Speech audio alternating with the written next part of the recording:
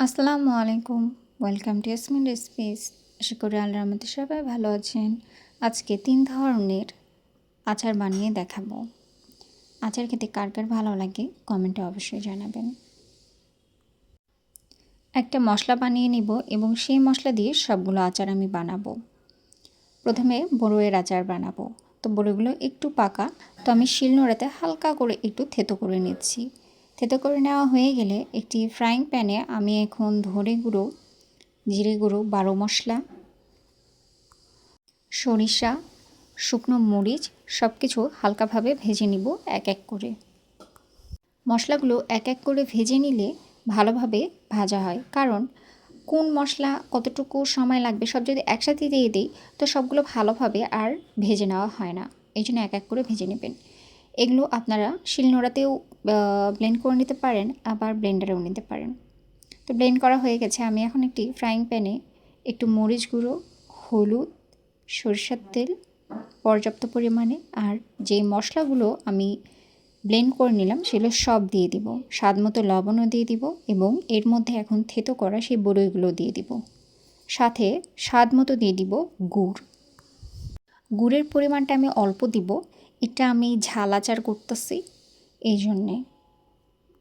হালকা একটু টক ঝাল মিষ্টি থাকবে, আচারটা ভালো লাগবে। তো যতক্ষণ এই এক্সেস পানিটা অ্যাবসর্ব না হয়ে গেছে ততক্ষণ রান্না করব। তো হয়ে গেছে। এখন আমি কাঁচা আম নিয়েছি। কাঁচা আমগুলোকে খুব ভালোভাবে আমি কেটে নেব। আমগুলোকে দুইভাবে কেটে নেব, ফালা করে লম্বা করে কেটে নেব আর একটা মাঝ বরাবর কেটে নেব। তো সবগুলো কেটে নেওয়া হয়ে গেলে ভালোভাবে ধুয়ে পরিষ্কার করে নেওয়ার পরে একটি কড়াইয়ে সরিষার তেল দিয়ে দিব, সাথে দিয়ে দিব এই আমগুলো। দেওয়ার পরে যতগুলো মশলা আমি নিয়েছিলাম ব্লেন্ড করে সব মশলাগুলো দিয়ে দিব, স্বাদ মতো লবণ দিয়ে দিব, গুড় দিয়ে দিব। এটা মিষ্টি আচার সেহেতু গুড়ের পরিমাণটা বেশি করে দিব। আপনারা যতটা মিষ্টি খেতে পছন্দ করেন ততটাই দিয়ে দেবেন। তো এখানে স্বাদ মতো লবণ দিয়ে দিলাম। সব মশলা দিয়ে দেওয়ার পরে আমি এখন ভালোভাবে মশলা এবং আম মাখিয়ে নেব। চুলোতে উঠে দেওয়ার পরেই পানি ছাড়তে শুরু করে। তো এই পানির সাথেই আমটাকে রান্না করব যতক্ষণ আঠালো না হয়ে গেছে। 10 থেকে 15 মিনিট বা 20 মিনিটের মতো লাগে, এরপর রেডি হয়ে যায়। এই যে রেডি হয়ে গেছে, এখন আমি এটা নামিয়ে রেখে দেব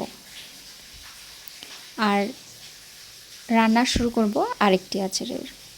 তো আবারও আমি কড়াই দিয়ে দিব সরিষার তেল, হলুদ গুঁড়ো, একটু মরিচ গুঁড়ো আর সেই মশলাগুলো, এবং এর মধ্যে আমি দিয়ে দিব রসুন, একটা পুরো রসুন দিয়ে দিব। দিয়ে মশলাটা আগে ভালোভাবে একটু কষিয়ে নেওয়ার পরে আমগুলো দিয়ে দিব।